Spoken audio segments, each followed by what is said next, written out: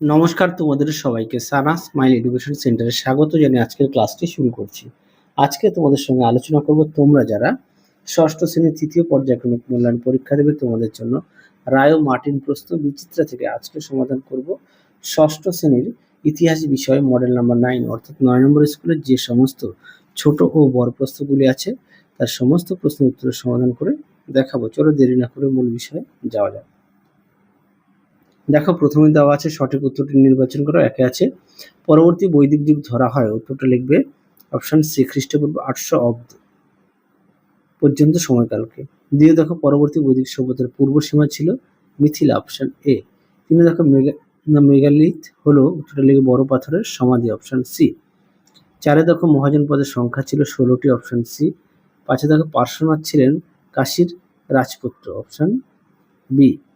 পরবর্তী প্রশ্ন দেখো কি আছে, 6 দাগে ভারতীয় উপমহাদেশের প্রথম সাম্রাজ্য হলো, উত্তরটা লিখবে মৌর্য সাম্রাজ্য, অপশন বি। 7 দেখো শকাব্দ গণনা শুরু হয়, উত্তরটা লিখবে 78 খ্রিস্টাব্দ থেকে, অপশন সি।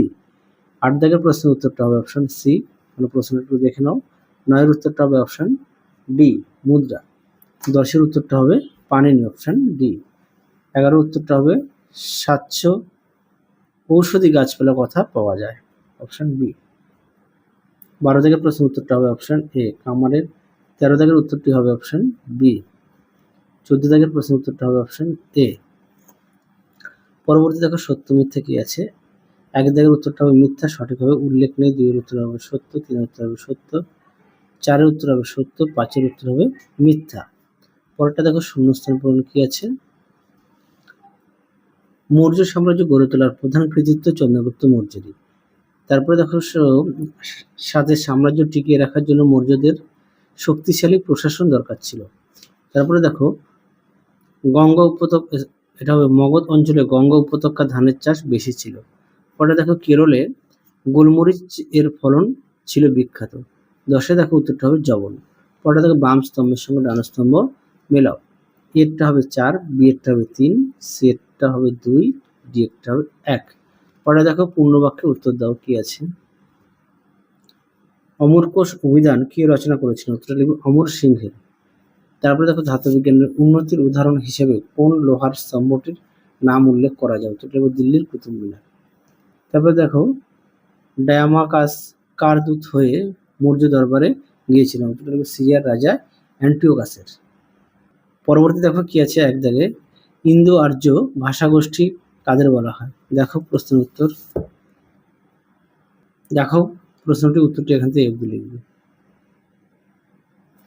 পরবর্তী দেখো অথবা দিয়ে পরবর্তী বৈদিক সাহিত্য বলতে কি বোঝো। দেখো প্রশ্ন উত্তর, দেখো উত্তরটি।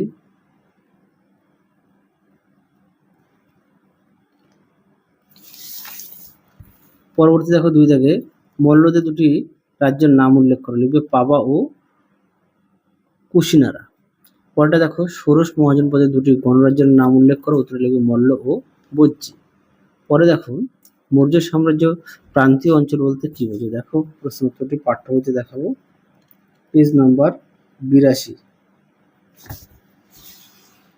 দেখো প্রান্তীয় অঞ্চল, এখান থেকে এফ দিয়ে লিখবে।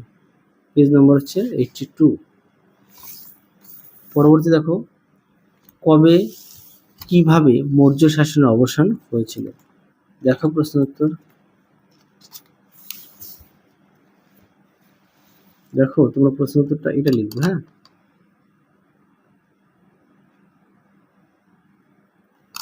পরবর্তী দেখো কি আছে।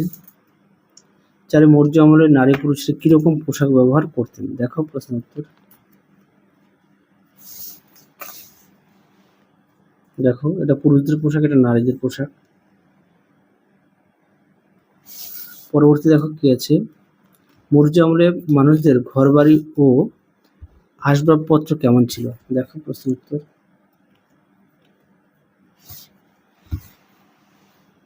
দেখো ঘরবাড়ি ও আসবাবপত্র, এখান থেকে এফ দিয়ে লিখবে। পাঠ্য বইয়ের পেজ নম্বর হচ্ছে 102। পরবর্তী দেখো সঙ্গম সাহিত্য বলতে কি বোঝো। এটাও পাঠ্য বই থেকে দেখাই।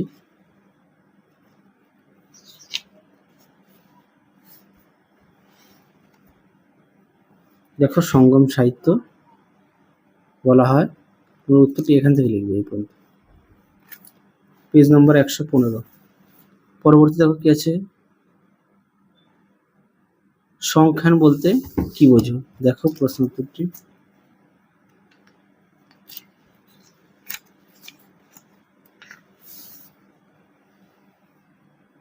দেখো সংখ্যায়ন, জৈনরা গণিতবিদ্যাকে সংখ্যায়ন নামে আখ্যায়িত করতেন।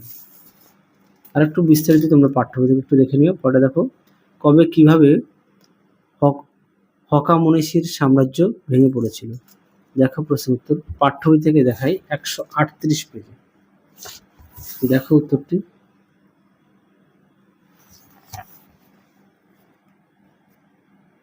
এখান থেকে এই পর্যন্ত লিখবে। পরবর্তী দেখো কি আছে, সেক্টর ব্যবস্থা কি? এটা পাঠ্য বইতে 37 পেজে আছে, একটু তোমরা দেখে নিও। যেহেতু প্রত্যেকের পাঠ্য বই আছে সেই কারণে দেখালাম না। পরটা দেখো 4-1 ষোড়শ মহাজনপদের যুগের গণরাজ্যের পক্ষে নিজেদের অস্তিত্ব টিকিয়ে রাখা কঠিন হয়ে পড়েছিল কেন? দেখো প্রশ্ন উত্তর। দেখো এখান থেকে লিখবে। পরবর্তী দেখো, বৌদ্ধ ধর্মের চতুরার্য সত্য বলতে কি বোঝো? দেখো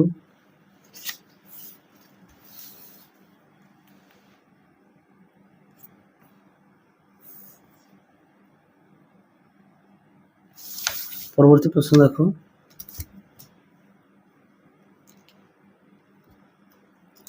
মৌর্য সাম্রাজ্যের গুপ্তচরদের কাজ কি কি ছিল?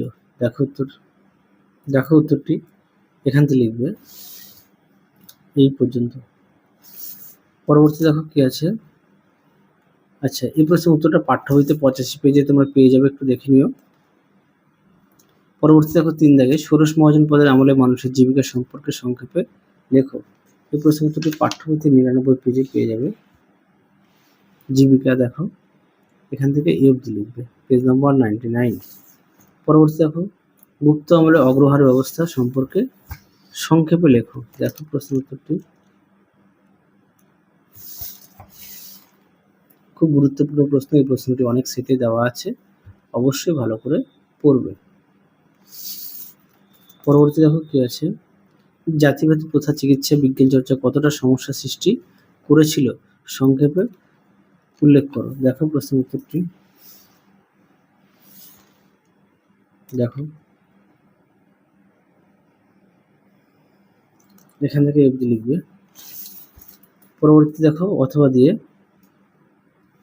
গুপ্ত ও পল্লব আমলের শিল্প চর্চার সংক্ষিপ্ত পরিচয় দাও। পাঠ্য বইতে 128 পেজে পেয়ে যাবে।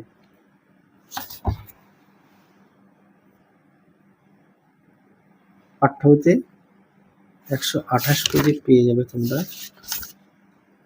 দেখো গুপ্ত ও পল্লব আমলের শিল্প চর্চা, পেজ নম্বর হচ্ছে 128। পরবর্তী দেখো কি আছে, ভারতীয় উপমহাদেশের সঙ্গে গ্রীসের সম্পর্ক কেমন ছিল উল্লেখ করো।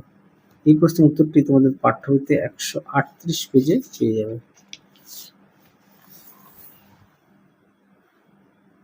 এখান থেকে এই অবধি লিখবে।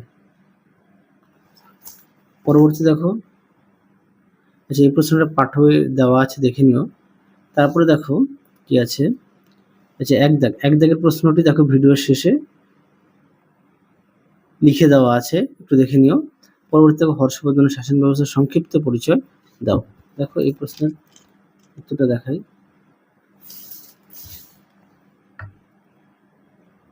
এখান থেকে লিখবে।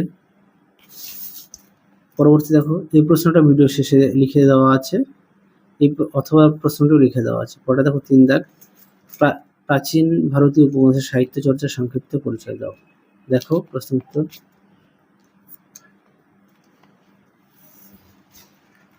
দেখো উত্তর।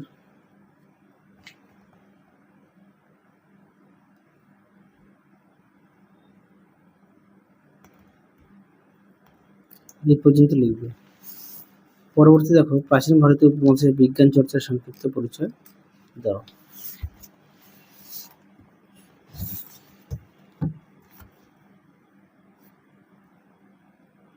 দেখো উত্তর।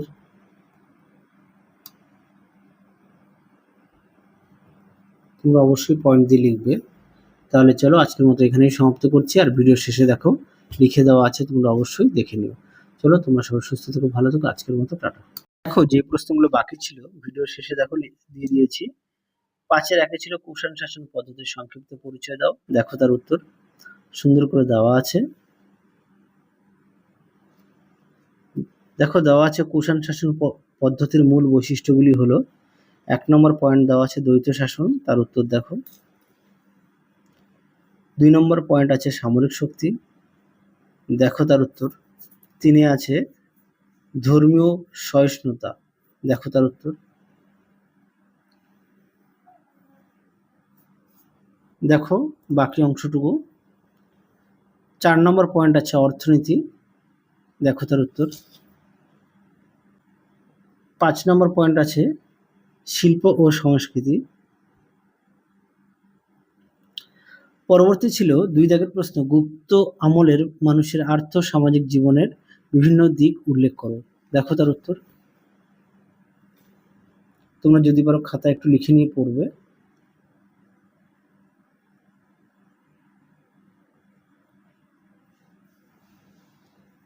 দেখো তারপরে দেখো পয়েন্ট দিয়ে দেওয়া আছে কৃষি 1 নম্বর, দেখো তার সম্পর্কে।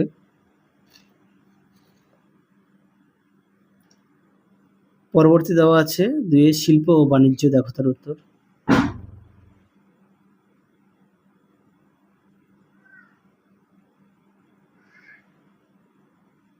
দেখো তার উত্তর।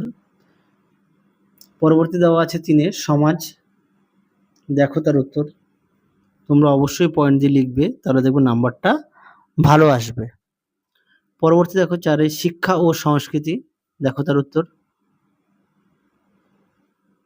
তোমরা অবশ্যই পয়েন্ট দিয়ে লিখবে। 2 নম্বর প্রশ্ন ছিল 2-এর অথবা কুষাণ আমলে মানুষের আর্থ সামাজিক জীবনের সংক্ষিপ্ত পরিচয় দাও, দেখো তার উত্তর। দেখো উত্তরটি। প্রথমে দেখো 1 নম্বর পয়েন্ট আছে অর্থনৈতিক অবস্থা, দেখো তার উত্তর। তোমরা অবশ্যই পয়েন্ট দিয়ে লিখবে, দেখে নাও। পরবর্তী দেখো 2 নম্বর পয়েন্ট সামাজিক অবস্থা, দেখো তার উত্তর। তোমরা অবশ্যই পয়েন্ট দিয়ে লিখবে।